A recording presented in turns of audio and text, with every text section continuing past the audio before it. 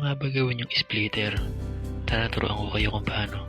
Open mo yung BandLab mo, pindutin mo yung plus sign, then pindutin mo yung splitter na yan. And ngayon, mag-add ka ng video or audio na gusto mong kantahin. Then, split na natin yan.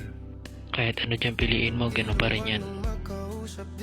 Then dyan guys, paghihiwalayin niya yung vocal tsaka yung background music. Guys, pag gusto nyo pala ng effects, sali lang kayo sa room ko sa BandLab. Eto guys, idadrop ko yung BandLab ko. Follow nyo ako.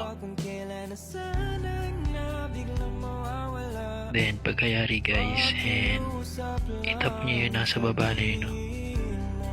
Then pag okay na guys, ayusin pa natin yan. I-swipe mo. Tapos i-mute mo yan. Tapos mag-add tayo ng voice. Tapos pag okay na, swipe mo ulit. Tapos lakasan mo yung volume. Dito pala guys, pwede nyo rin gawin to. Yung ihinaan yung audio ng vocal para masabayan yung pagkanta. Pero ako minumute ko na lang eh. Then dito guys, tatry tayo mag-record. Kahit bakit boses natin.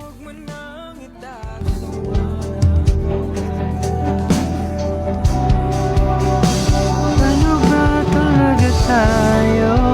Pag-usapan natin di yung malabo. Di malaman kung saan ba patungo ngayon. Ako ay naguguluhan.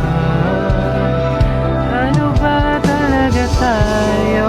Sa akin nga ba'y di pa sigurado?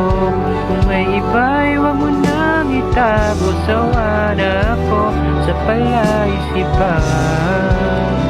Ano ba talaga tayo? Pag okay na guys, ayusin natin yung record natin. Alisin natin yung mga sobrang tunog.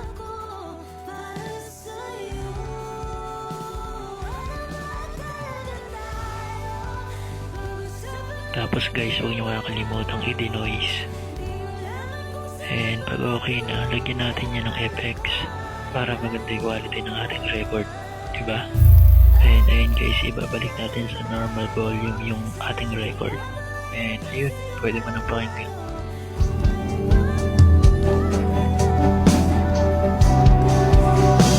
Ano ba talaga tayo? Pag-usapan natin di yung malabo. Di malaman kung saan ba patungo ngayon. Ako ay naguguluhan.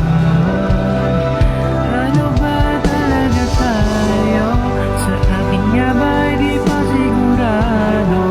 Kung may iba'y wag mo nang itago. Sawa na ako sa palaisipan.